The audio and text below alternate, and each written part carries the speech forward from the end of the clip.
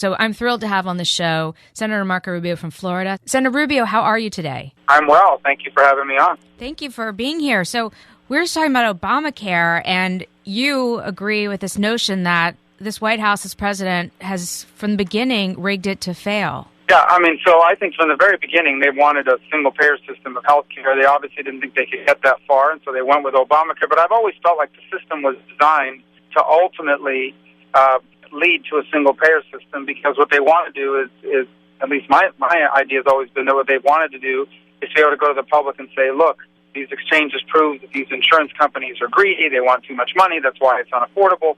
That's why we really need the government to become the single health insurance company for the whole country. Let's put everybody on Medicare. And of course, once that happens, you'll see the quality of health care diminish, access to it will diminish, and a lot of professionals will abandon their profession. Yeah, let's talk about that more. And what happens when the only doctor works for the government, all the doctors work for the government, all the hospitals work for the government? What are we going to see as a result of all of this? Well, what you'll end up seeing is what you see in other parts of the world. For example, you'll have two separate health industries. You'll have one for people that are paying cash that say, I don't want to go to the government doctor, I don't want to go to the government facility, I'll pay out of pocket. So wealthy people will have access to certain doctors and certain specialties, and then everybody else who cannot afford it will be stuck going to the government system. But actually, the model to look at a little bit is our public education system. We're the only people in America that don't have school choice. Poor families. Right. Rich families send their kids to any school they want, and under a single-payer system, rich families will go to whatever doctor they want to go to and can afford to pay cash for, and everybody else will be stuck going to the government system. That is not an America that I believe in. Where we have, a system for the wealthy and a system for the poor, and one is subpar. This should be everyone can aspire to have whatever they want, and we should let the markets decide. So the interesting thing about our health insurance, our health marketplace, is the quality of our health care in America is quite superior. In fact, if you see wealthy people all over the world, when they get really sick, they want to come to MD Anderson in Houston, or they want to go to Sloan Kettering. But and those same facilities have risk for going there, but they also have working class people that have gotten sick and having health insurance. So that's not something Americans would accept, and quite frankly would significantly diminish access to high quality health care for millions of people. Yep. So now obviously the deadline is the 31st of this month, and we only have 5 million people so far in this program. What are you seeing from your perspective, how quickly this is actually failing? Well, first of all, we have 5 million people who allegedly have signed up. Right. We don't know how many of them have paid. Right. So you think about it, some people have signed up, but when they may miss the second payment or the third payment and then no longer on it. Yeah. So here's what you're going to see next year. When companies now go out to bid next year on the exchanges, they will want to increase some will just drop out and say, we don't want to be in the exchanges anymore, it doesn't work for us. Others will say, we're willing to stay, but only if we can charge more and have higher deductibles and less coverage. Mm-hmm. At that point is where I think you're going to begin to hear the argument that you see these greedy companies, they only want to charge so much money, perhaps what we really need is a single payer. You're already starting to hear noise from the left that if Obamacare doesn't work, it's because what will work is a single payer system. And do you think of this, there's going to be a loss this year for the insurance companies, and they're going to start making it up as early as 2015?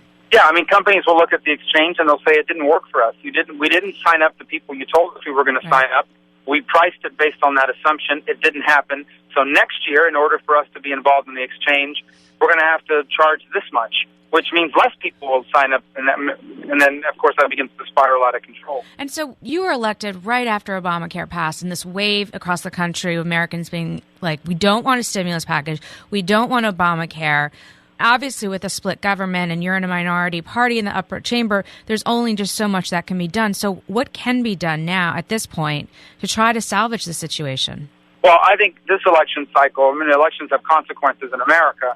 After this election, I think people are going to run for the hills on Obamacare, including many Democrats are starting to do that now. Right. And so I think the question for us moving beyond 2014 is, what are we going to do when Obamacare collapses? What is going to be the alternative? And I'm glad that those ideas are beginning to be developed. And I think the answer to that question is what we need is a vibrant private market where individuals can buy the kind of health care coverage that they want from any company in America that will sell it to them.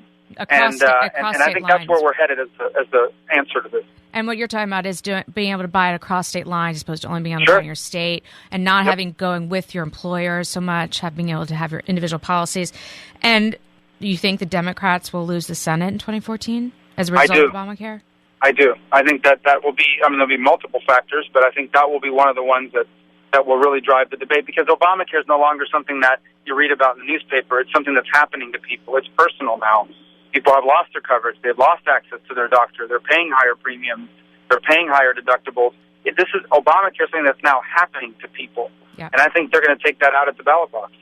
Let me just switch tacks here just for a quick sec while I've got you. I know you've been such a strong advocate of the Second Amendment since you've been in Congress. What's your take on the White House doubling down on this nomination for Vivek Murthy for Surgeon General after the NRA said we're scoring it? There's clearly, at this point, not the votes in the Senate for it, and even a former Surgeon Generals have said he's unqualified. What do you make of the White House saying we're not giving up on this? Well, I don't know. They've probably gotten a lot of pressure from the left-wing base of their party and have decided to double down, but they don't have the votes. They'll never have the votes to pass this nominee. And so I think if they put him up for a vote, and it's interesting that Harry Reid hasn't brought him up yet. He's always complaining about Republicans holding up nominees. Well, here you go. Why don't you bring him up on Monday when we get back? But they're not doing that because they don't have the votes. But he will go down, and he will not have support to pass in the Senate. Not even the handful of Democrats are prepared to vote against him. Right. Are you a gun owner, Senator? I am. Yep. You are? What do you own? 357. A 357? Yep. When did you get it? Do you mind my asking? 4 years ago. Oh, fairly recently. What made you decide to buy a gun? Well, for the same reasons a lot of people want to purchase a gun in America, to be able to defend your family. If God forbid you find yourself in a very unfortunate circumstance. So again, it's a critical constitutional right. I didn't make it up. I didn't write the Constitution. I'm glad it's in there.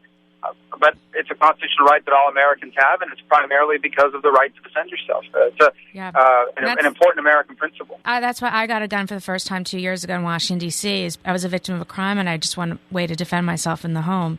And obviously, D.C. has these ridiculous gun control laws that make it very difficult. But Florida has great laws, and it's a safe place. And do you practice? Do you train? About twice to three times a year. We go out to the range, and my wife as well. Oh, great. I'm a concealed weapons permit holder as well, which I encourage as many people as possible to get. Wow. And we have a great process for that in Florida. Yeah, you do.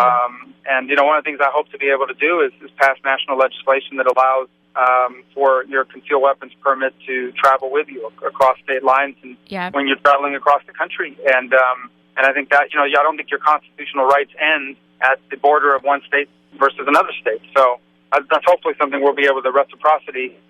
So weapon permits is something we hope that will exist across the country. And that is so popular in America. And obviously it's passed the House, and it's just a matter of Harry Reid refusing to bring it to the floor. But I think eventually he's going to have to.